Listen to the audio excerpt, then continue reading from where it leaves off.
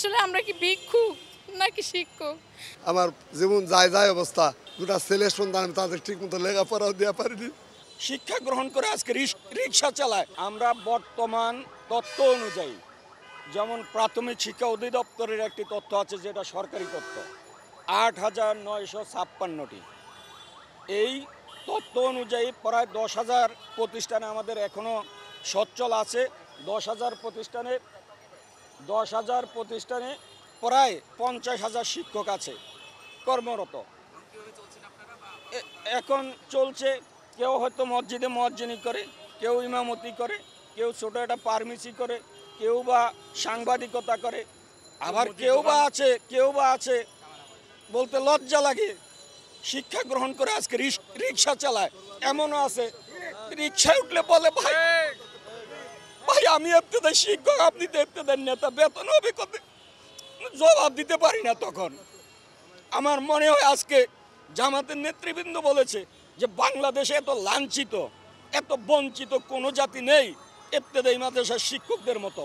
তারা আমাদের সাথে সম্মতি প্রকাশ করে বলেছে, আপনারা মাঠে থাকেন, আমরা আপনাদের সাথে আছি, যতদিন জাতীয়করণের ঘোষণা না আসবে আপনারা মাঠ ছাড়বেন না।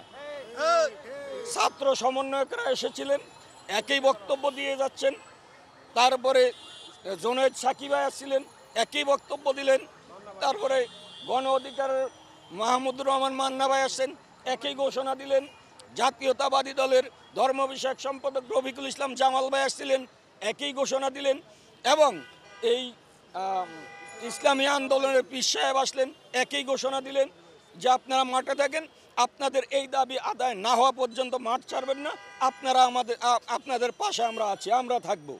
আমরা বহু আশাবাদ নিয়ে আসছি। ডক্টর ইউনূস, বৈষম্য বিরোধী সরকার, অন্তর্বর্তীকালীন সরকার, এনার কাছে আমরা পাবো।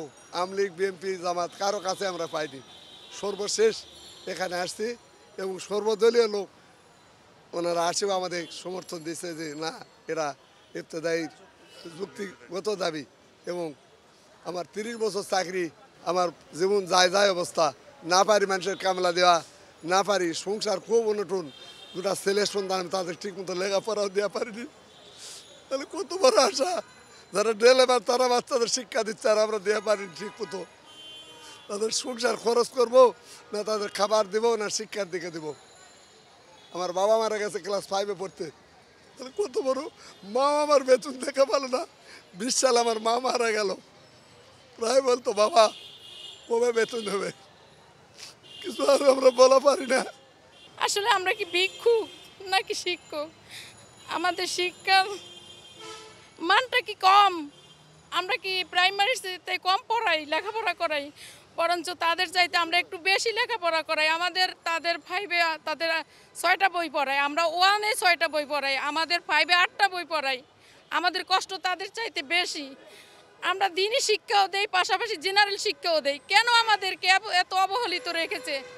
আশা করি বিগত দিনের সরকার যা না করছে, এই বৈষম্য বিরোধী সরকার এসে এখন আমাদেরকে এই বৈষম্যটাও দূর করে দেবে ইনশাল্লাহ।